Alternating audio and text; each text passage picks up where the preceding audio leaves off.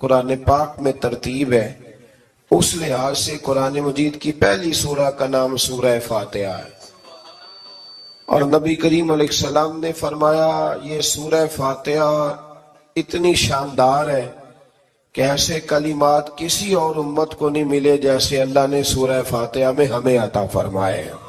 قرآن پاک میں دو قسم کی صورتیں ہیں، ایک تو یہ میں نے عرض کر دی اس کی ترتیب، اسی طرح دو قسم کی صورتیں، کچھ مکی صورتیں ہیں اور کچھ مدنی صورتیں ہیں۔ ہمارے طالب علم اکثر اسکولوں اور کالجوں میں یہ سمجھتے ہیں کہ جو مکے میں نازل ہوئی وہ مکی ہیں، جو مدینے میں نازل ہوئی وہ مدنی ہیں، حالانکہ ایسا نہیں ہے۔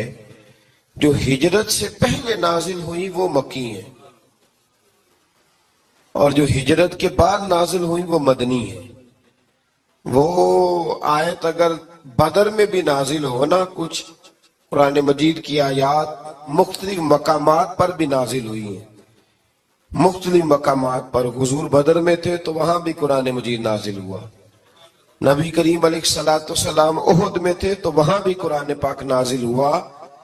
تو ترتیب یہ کی جائے گی کہ جو صورتیں ہجرت سے پہلے نازل ہوئی وہ مکی ہیں، اور جو ہجرت کے بعد نازل ہوئی وہ مدنی ہیں۔ سورہ فاتحہ کا آغاز اور قرآن مجید کی ہر سورت کا آغاز سوائے سورہ توبہ کے بسم اللہ شریف سے ہوتا ہے، اور نبی کریم علیہ السلام نے اتنا زور دیا کہ حضور فرمانے لگے دروازہ بند کرنے سے پہلے بھی بسم اللہ شریف پڑھا کرو، اور برتن ڈھانپنے سے پہلے بھی بسم اللہ شریف پڑھا کرو۔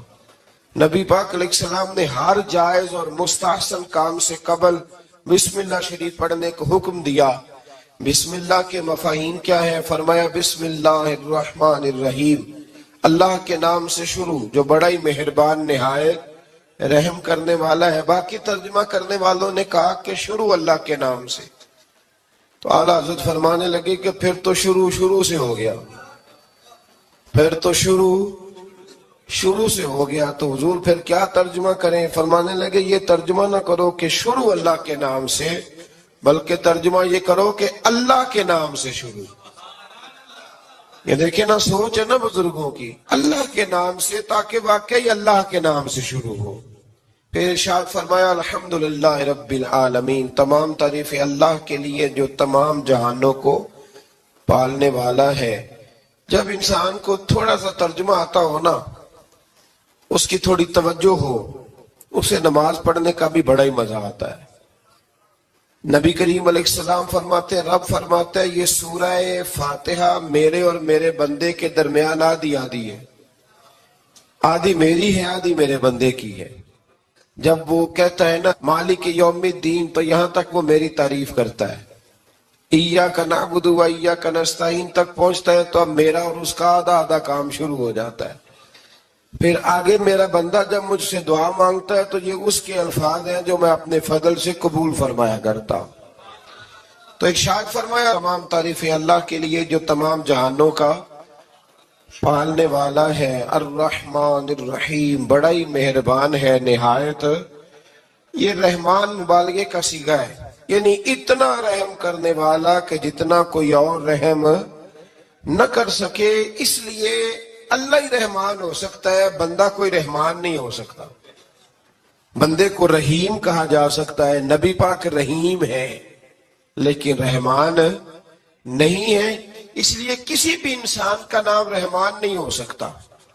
کسی دکان پر بعض اوقات لوگ نام رکھ لیتے ہیں رحمان بک ڈپو، تو یہ درست نہیں ہے۔ بندے کا نام رحمان نہیں ہو سکتا، عبد الرحمان، اس لیے کہ یہ لفظ رحمان خدا کے علاوہ کسی اور کے لیے بولنا درست نہیں ہے۔ پھر ارشاد فرمایا مالک یوم الدین، اللہ مالک ہے قیامت کے دن کا۔ تو یا اللہ آج کے دن کا مالک بھی تو ہی ہے،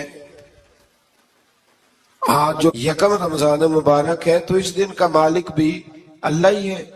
تو یہ جو خاص کر کہا مالک یوم الدین، اس کا معنی یہ ہے کہ یہاں کچھ لوگ عارضی طور بھی تو بعض چیزوں کے مالک ہیں نا، یہ زمین میری ہے، یہ گھڑی میری ہے، یہ گھر میرا ہے، یہ بچے میرے ہیں، عارضی طور پر بھی تو لوگ مالک ہیں، لیکن قیامت کے دن عارضی طور پر بھی کوئی مالک نہیں ہوگا۔ قیامت میں ساری بادشاہی فقط میرے اللہ کی ہوگی. بلکہ رب کریم فرمائے گا کہاں ہیں وہ لوگ جو دنیا میں بادشاہ بنا کرتے تھے؟ کدھر ہے؟ بڑے بڑے کج کلا جو کہتے تھے کہ ہم اٹھتے ہیں تو لوگ اٹھتے ہیں، بیٹھتے ہیں تو دنیا بیٹھ جاتی، وہ کہاں ہے؟